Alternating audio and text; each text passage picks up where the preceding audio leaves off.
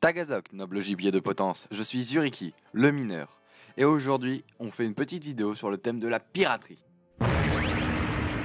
Piraterie, s'il te plaît. Merci. Mais avant tout, je voudrais m'excuser pour la vidéo de Vice Versa qui n'est pas trop travaillée. Je m'en excuse, voilà. J'étais pas motivé pour la faire, j'étais pas motivé pour les montages. Mais bon, fallait quand même que je la fasse parce que sinon, j'aurais pas pu me regarder dans un miroir. Enfin bon, je vais essayer de me rattraper sur celle-ci. Donc, aujourd'hui, on va traiter la vidéo de Clochette et la fée pirate. Mais avant toute chose, il faut que je vous demande quelque chose. Êtes-vous raciste ?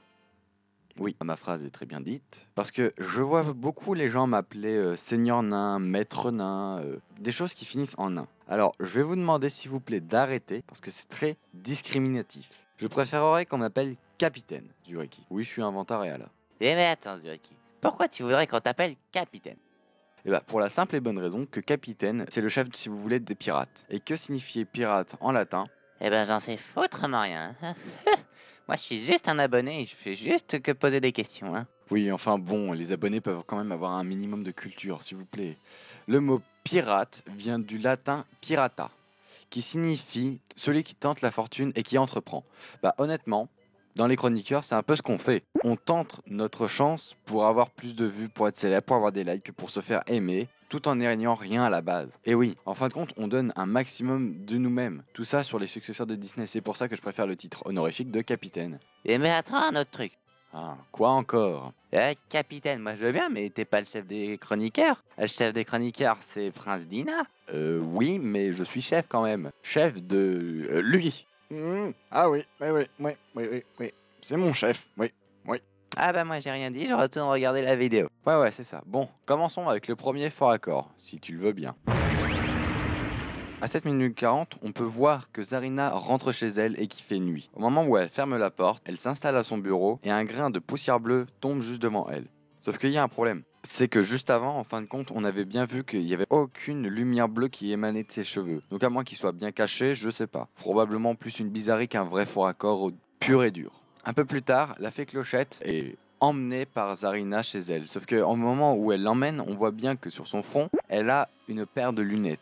Et lorsqu'elle est arrivée chez elle, elle n'a plus sa paire de lunettes. Donc, soit elle l'a déposée sur le chemin, soit elle l'a déposée chez Zarina. Mais en tout cas, elle est partie avec. Donc, je sais pas, ça aussi c'est une bizarrerie. Vous me direz dans les commentaires si vous traitez ça plus des forts accords ou plus des bizarreries de scénario ou je ne sais quoi encore comme théorie. De ce que l'on comprend, il passe toute une bonne partie de la nuit dans le laboratoire en train de confectionner de la poussière de fée de toutes les couleurs. Mais un problème s'installe. On voit bien les faisceaux lumineux qui sont de couleur blanche et non trop jaune. Donc c'est-à-dire que ça pourrait être de la lumière blanche qui viendrait de la lune. Et pas de la lumière jaune qui viendrait du soleil. Sauf que quand les racines ouvrent la porte, on peut bien voir ici que c'est encore une bizarrerie parce qu'il fait grand jour dehors et qu'avant il faisait nuit. Enfin, ou alors ils ont passé d'un claquement de doigts de nuit à jour, je sais pas. C'est encore une bizarrerie, toujours. Mais juste avant ça, lorsque Zarina renverse de la poussière de fée rose sur une petite plante, sa maison se met à trembler. Non. Non. Pourquoi un si petit truc fait trembler toute une maison ? Enfin, je le comprendrais si c'était enraciné, mais non, c'est juste un pot. Imaginez qu'un pot de terre fasse trembler toute une maison, c'est pas possible. Le pot tremblerait tout seul sur place comme je sais pas quoi, mais pas tout le bâtiment et encore moins la plupart du terrain qu'il y a autour. Je comprends pas ça. Remarque personnelle, hein. À 19 minutes 48, cette scène est très drôle. Je vous la laisse quelques minutes. Plus le volet. Calme-toi. Le volet. C'est ça. D'accord. Inspire à fond. Voilà, maintenant je vous dis à quoi ça me fait penser. Imaginez que quelqu'un perde son téléphone. La personne a à peu près la même réaction que ça, je pense. Enfin, de ce que j'ai pu voir des êtres humains normaux.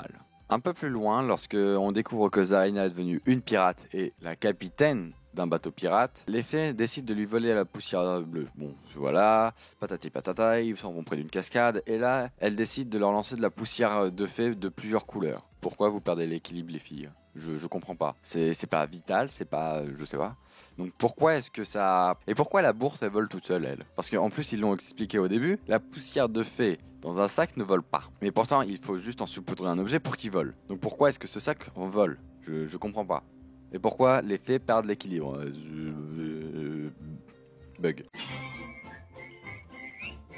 Alors aussi, fin de compte, c'est pas que c'est des faux raccords, non, c'est plus une incompréhension de ma part, je pense, cette vidéo. La vraie question, c'est pourquoi, au moment où elles arrivent dans un canon, là, on entend juste la petite voix dire Au moins, nos ailes sont sèches. et ils arrivent à s'envoler. Comme si, pouf, t'arrives dans un canon, donc t'es sec.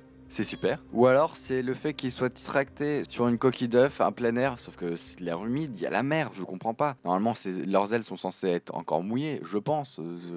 Et on arrive au tout premier fort accord, eh oui, un accordéon qui apparaît. L'accordéon de Oppenheimer, je sais pas si ça se dit comme ça, c'est pas grave, apparaît tout seul dans ses mains juste avant ma musique préférée de ce film, que je me souviens plus le titre, mais c'est pas grave. Enfin voilà, son accordéon apparaît tout seul dans les mains lorsqu'il est parti juste chercher un peu de grog. Alors pareil, autre fort accord, c'est un petit caméo rigolo de la Joconde. C'est lorsque le marin se fait passer pour la Joconde avec la serpillière sur les cheveux et le cadre autour de la tête. Sauf que le nouveau problème, c'est que d'où sort le cadre? Bah j'en sais rien. Surtout un cadre comme ça sur un vaisseau pirate, c'est quand même assez étrange, je dirais. Alors aussi, une nouvelle théorie pour Amy. Tu vois cet arbre-là, où est-ce qu'il est parti? Parce que dans Peter Pan, qui est censé être la suite, si je ne m'abuse, le moment où ils sont dans le rocher du crâne, on ne voit à aucun cas un arbre des fées. Alors pourquoi est-ce qu'il y aurait un arbre là? À moins qu'il soit abattu après. Sauf que à la fin du film, désolé pour les spoilers, ils disent qu'ils vont garder l'arbre, ce qui fera plus de poussière de fées. Explique-moi ce qui s'est passé s'il te plaît. Ou alors le capitaine Crochet a décidé de couper l'arbre en vengeance après son retour. Je sais pas. Au moment où ils sont partis pour récupérer la poudre de fée bleue dans la cabine, elles sont passées des chaussures du capitaine Crochet. Je sais plus comment il s'appelle dans le film, mais c'est le futur capitaine Crochet. Ils sont partis de ces chaussures à être dans un tiroir. Donc à moins qu'ils se soient téléportés, je les vois mal passer juste devant le capitaine Crochet pour aller dans un tiroir, pour sortir de ce tiroir discrètement. Autre fort accord, quelque chose qui apparaît encore. Au début du film, ils nous ont bien montré la machine de Clochette est une sorte de boîte et son bouton ne marchait pas. Donc pourquoi à la fin son bouton fonctionne? Et en plus il y a une sorte de pédalo juste devant qui sert à je sais pas quoi. Mais est-ce qu'elle aurait installé le pédalo dans la journée parce que entre là c'est le crépuscule et là c'est la soirée? Je sais pas. Aussi, pourquoi quand elle retrouve ses pouvoirs, elle retrouve ses cheveux? Ça je comprends pas. Un pantalon, ils ont créé un pantalon. Ok, la robe, je prends ma... D'accord, pour la robe, je prends ma retraite, là. Non, vous ne m'en empêcherez pas. Krabs, t'as quelque chose à dire? Tournesol. Hein? Bah ouais, regarde, là, elle récupère un tournesol sur sa robe. Ah non, ça c'est de la sorcellerie, c'est pas de l'alchimie. Non. Et puis pas pour le dernier fort accord, c'est avec Vitia qui récupère aussi sa tunique. Ah, c'est la fin.